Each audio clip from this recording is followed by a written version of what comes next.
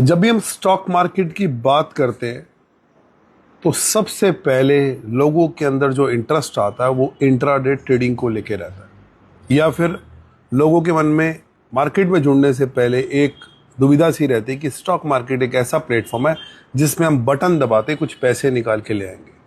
पहली बात तो अगर आप थोड़े से पढ़े लिखे हैं तो इसका कंपेयर कीजिएगा बिजनेस से। क्या दुनिया का कोई भी बिजनेस ऐसा है जिसमें बटन दबाते ही पैसे आ सकते हैं? तो ये तो एक डिजिटल मोड पे चल रहा है।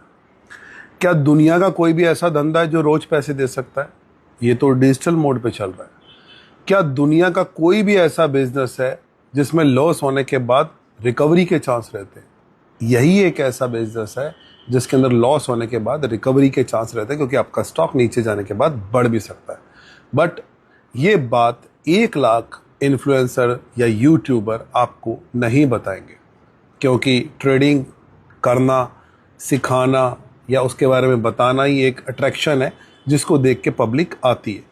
तभी जब किसी की रील के ऊपर नाम लिखा होता है पैनी स्टॉक, इतने हजार से इतने लाख बने, तो वो मिलियंस में चलती है, क्योंकि ये अट्रैक्शन खींचती है उन लोगों को जिनके पास पैसे नहीं है।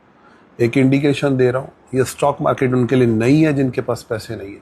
जिनके पास पैसे हैं और उन्हें समझ नहीं है, लॉन्ग टर्म इन्वेस्टमेंट करना चाहते हैं अपने वजूद को बचाने के लिए, अपनी वेल्थ को क्रिएट करने के लिए, उन्हीं के लिए ही बाजार है। ये उतार चढ़ाव, ट्रम्प, पुतिन, ये सब आपको डिस्टर्बेंस करेंगे और कुछ नहीं। इसलिए लॉन्ग टर्म इन्वेस्टमेंट कीजिएगा और उन स्टॉक के ऊपर रिसर्च करके पैसे लगाइएगा जिनका आने वाले समय में वजूद हो। मेरी बात बहुत कम लोगों को समझ में आएगी, इसी वजह से कम लोग ही वेल्थ बना पाते हैं। बाकी सब लोग यहाँ से अपने घुटने टेक के लॉस बुक करके चले जाते हैं।